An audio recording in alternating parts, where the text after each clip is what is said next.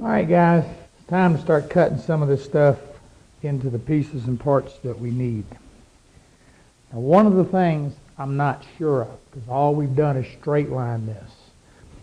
And in the cases, and in the pieces, the wide 10-inch pieces we're going to be using to get our side, face frame, and door side out of, I'm kind of really pushing the limits on that, because when I cut this, and we've all seen this on a table saw, you see it open up, or you see it try to pinch. When you cut a piece of wood, a wide piece in the smaller pieces, you're always going to be releasing stress. Always. Some has more than others. And at this moment, I do not know how this material is going to behave. So what I'm going to do is I'm going to start out and cut the crown. Now the reason for that is it's a long piece, kind of wide, and I'm going to see how well it's going to perform. And then I'm going to cut the base out. Same thing, I want to see if I've got a lot of hidden stress in here and if I'm going to have issues. Because if I am, then when I get to those two 10-inch pieces, I may only be able to get the side and the face. If it's not moving around on me a lot, then I can probably get the door side. I fully anticipate a little bit of movement. I never take if I need a particularly narrow pieces, if I need something, 1.5 inches, 2 inches, even 3, I'm going to cut it wide, then come back and trim it, because there's that stress.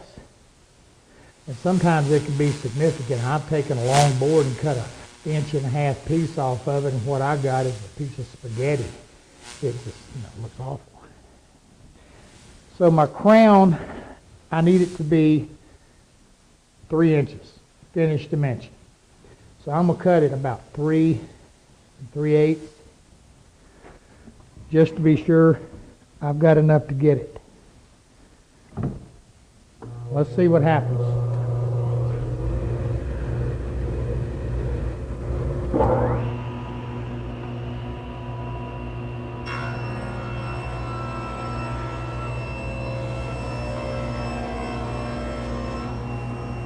Wow. That's stable.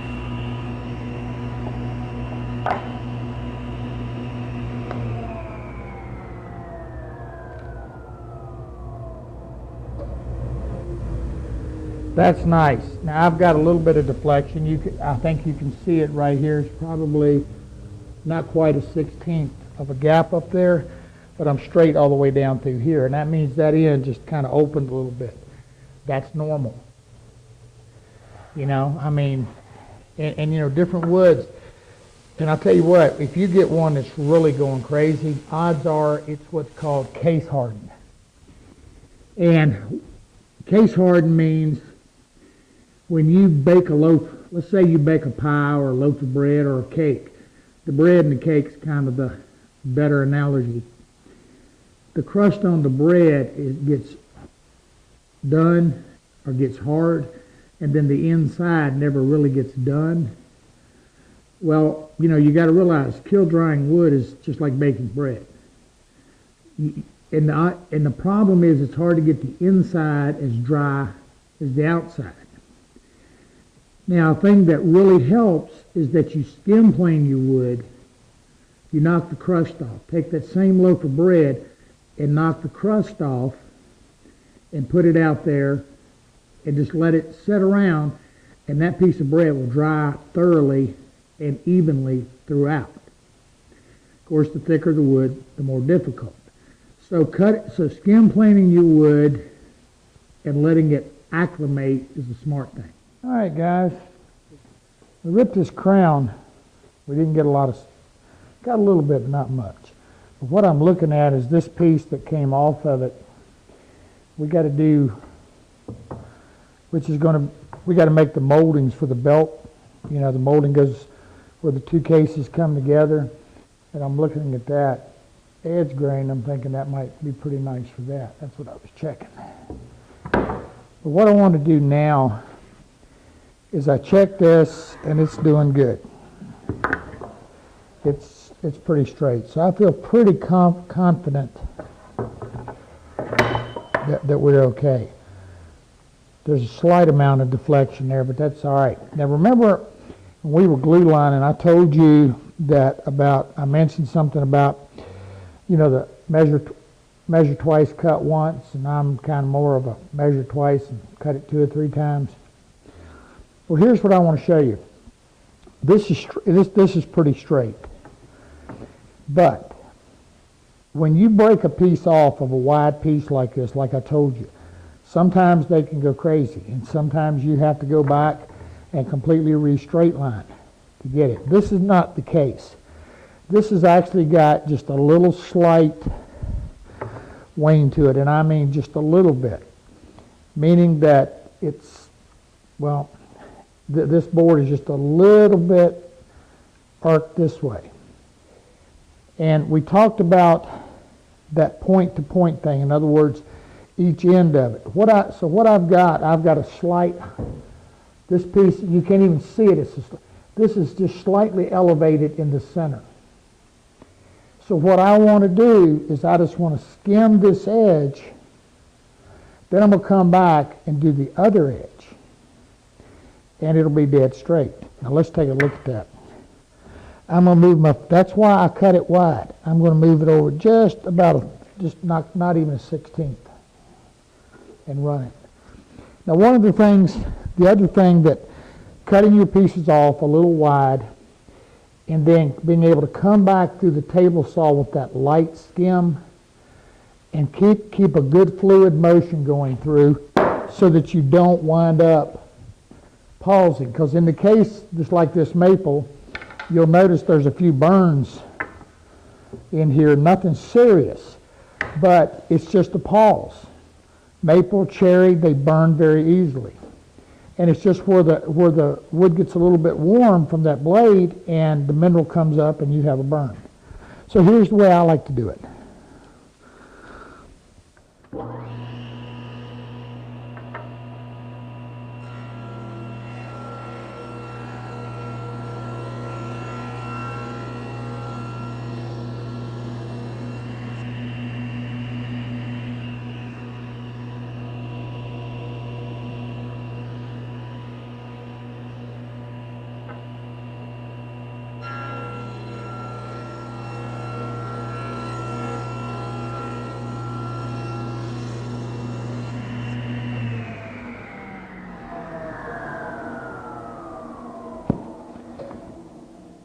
I want a really nice, consistent feed and a smooth pass through. And again, I'm using a 40-tooth combo. This is one of those Freud Fusion. Super nice blade. And it gives a really nice cut. Now this piece is ready to make the crown out of. Now this piece will either become molding or something.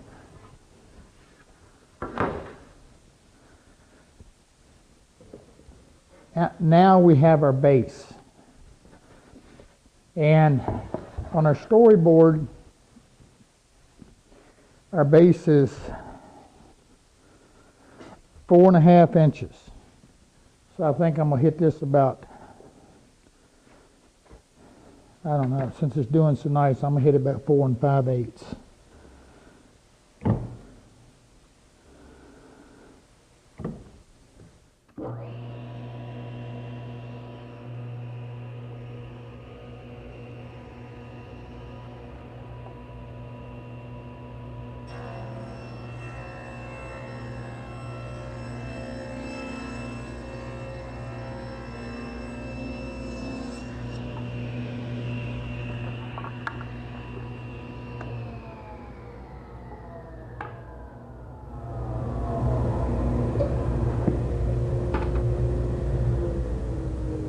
All right, I got the exact same thing, just a little bit, not much at all. So again, I'm going to skim it again, and then I'm going to come back and I'll be back to my base. Now one of the things I'll do is I'll go along the side of this fence and look see where it's at. I think it actually moved in this piece, because I think this piece looks pretty good. So I'm actually going to skim this from the same side and then hit the other side.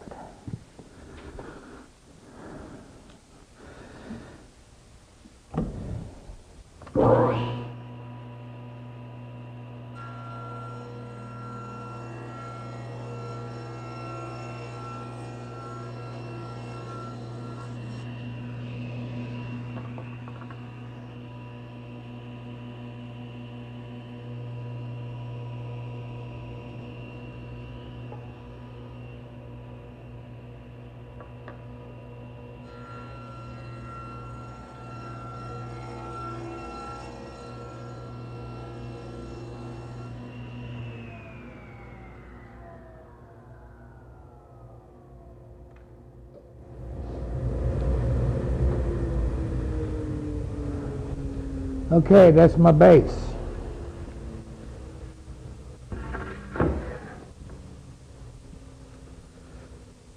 And this will also become molding or whatever it is I need. To see when I do the crown, we got to come up with this piece that's going to sit on top and go back. Now this that'll sit on top, and we're actually just going to make the crown set down on top of the case, and then we'll just put a couple screws up on top. We're not going to mount it to the face of the cabinet. And this is 4 inches, and it's only overhanging about 1 inch. So I want it back just a little further.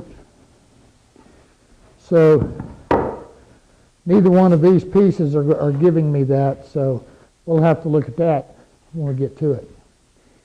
Now comes the biggie. We got to see if we can get a set of doors and the side cases.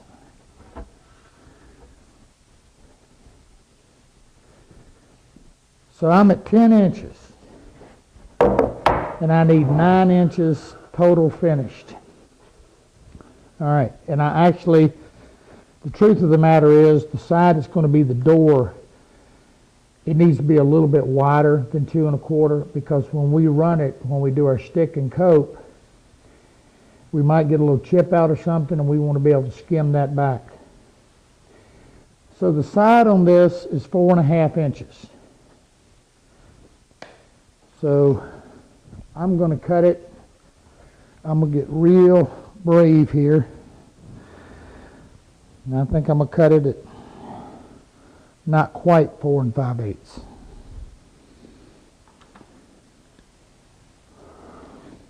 Y'all hold your breath.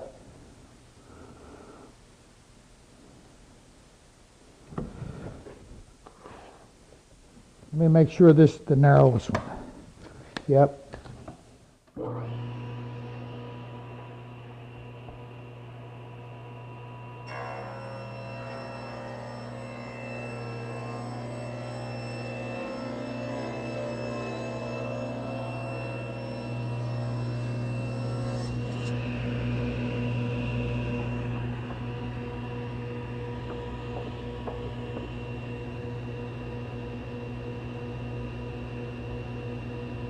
I got a little bit, but not much.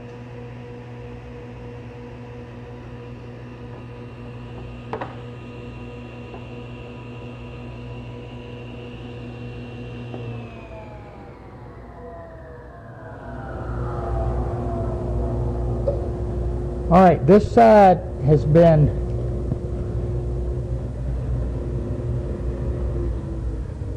is straight. You can see that little bit of wane I was telling you about. It's not much, but it's there. So this is the side I want to the fence. So I'm going to skim it, then I'll skim the other side.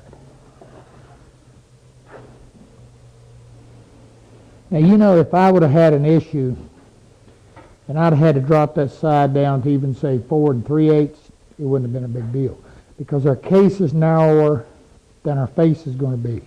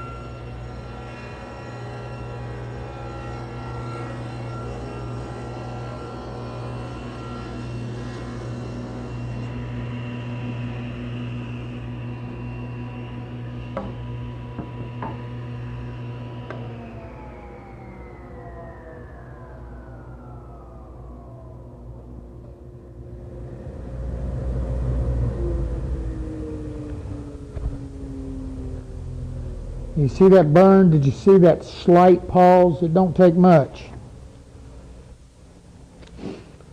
All right, I got to get 4.5, and I'm good because I'm at 5 3/8. So I'm gonna cut it at 2.5 inches and two. Actually, I'm thinking probably need to tree that up first, just to be. Let me see which side. Yeah, when it moved in this side because this line is good. This side is straight. So what I'm gonna do is I'm gonna hit that. I need 2 1/4. See, what I'm thinking is I don't want to separate this too much in the middle, because then my figure is not going to line up when we wrap it on the case. But I'm going to go 2 3/8.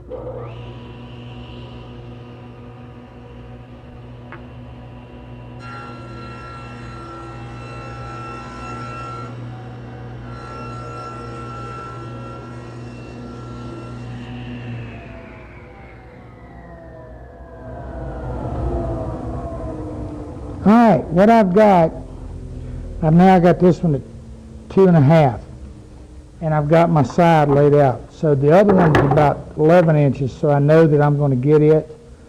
So I've got my side, my face, and my door all coming together really nice. Well, guys, I got lucky on that 10-inch one. This is the 11-inch one. We got a little bit more room, so I allowed a little bit more. And it's a good thing. See where she opened? Can you get that? See there? So I got a pretty good little wane in that one. It happens, man. That's woodworking. Hey, I'm gonna tell you.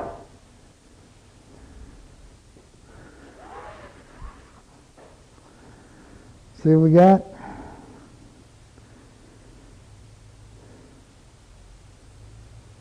And I'll tell you what, that's not even super bad. Man, I've seen them go like this. So, which side moved? Well, this side isn't too bad right here. Now what I'm going to do is I'm going to start sneaking on this thing. Neither one of these sides show to be too bad, so here's what I'm going to do. I'm going to take the one I just cut,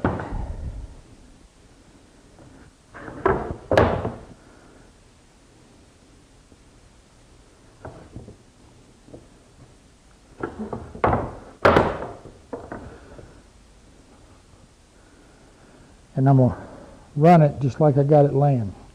Skim it. Just a little bit. Now I could pass it over joiner, but I think I'm okay here.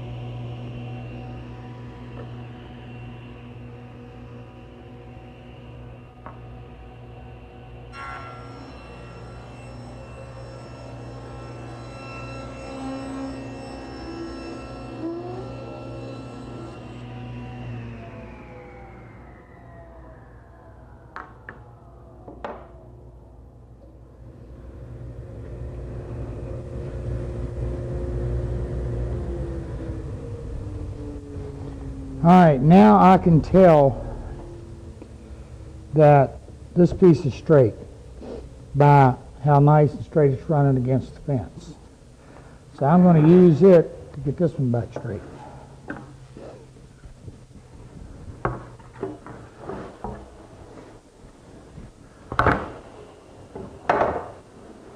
See the wane? See it right here?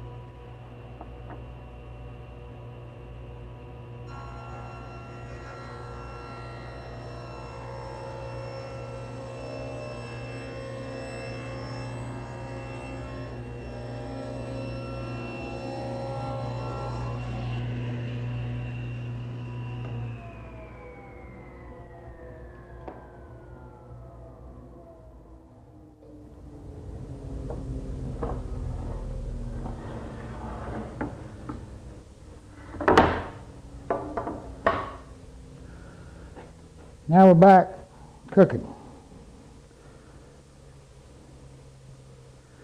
But this side is still off. So what I'm going to do is I'm going to skim this side. Now, and get it straight.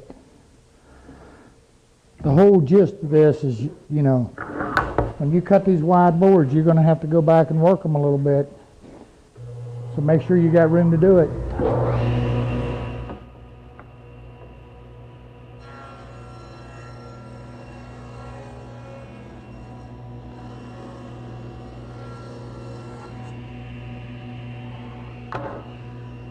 I didn't take enough.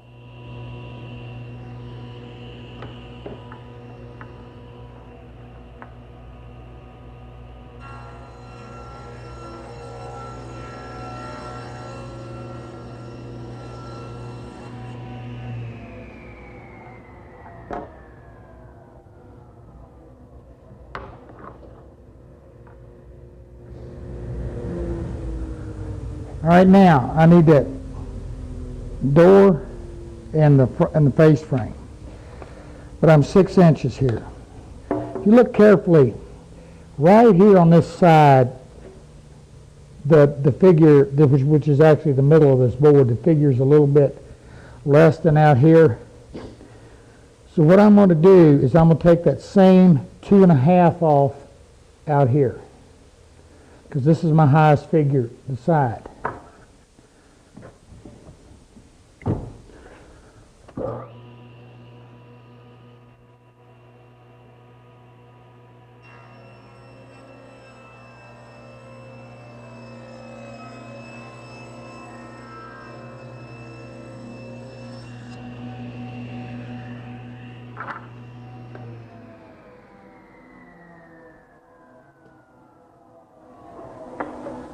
Now that did pretty nice. I got very, very little deflection, but a little, so I'm going to trim it up just to be done.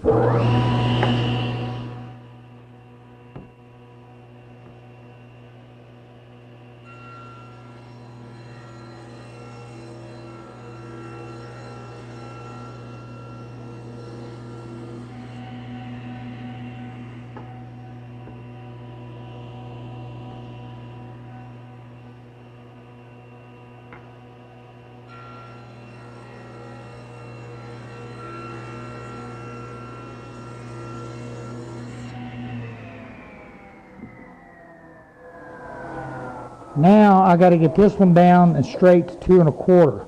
So I'm going to rip it at 2 3/8, but I'm going to take it out of this part. Now that's going to put my more figure, and it's not going to give me a dead match. But this center's a little bit dead. It don't really have that figure barking really showing up. So when we look at this, you know, even though those sides are there and they're part of the face, the very face of it is going to be our dominant point. And you know the rule, always put your best face forward.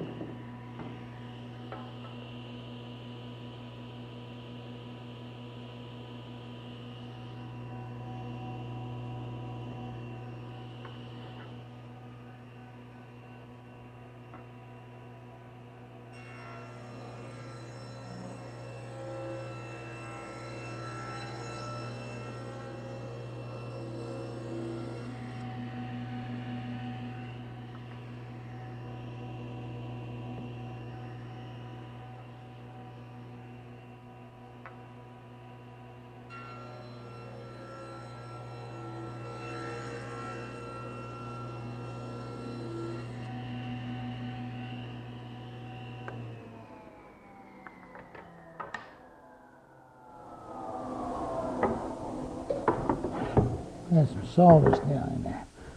Yeah, it's coming up nice. It'll work. This should be my door. Now, the next step in this is we have to cut our top and bottom out of these and start making mortises. Okay, guys, that about does it for this week. Now I realized in this episode we did a lot of chatoyant stuff, and you watch me rip on a table saw a lot. But you know, getting this stuff straight and getting this thing right is the whole key.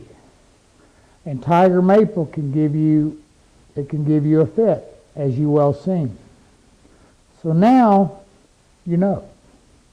And you know what you got to do. Get you some dimes, start laying the stuff out. You know, get somebody to help you to be able to see it, which way the figure's looking the best and shows up the best. It's important. And most any good curly wood that you see that's got a lot, you hold it up. You know, you put a little, you see all that iridescence going on. Yeah, you better pay attention to it.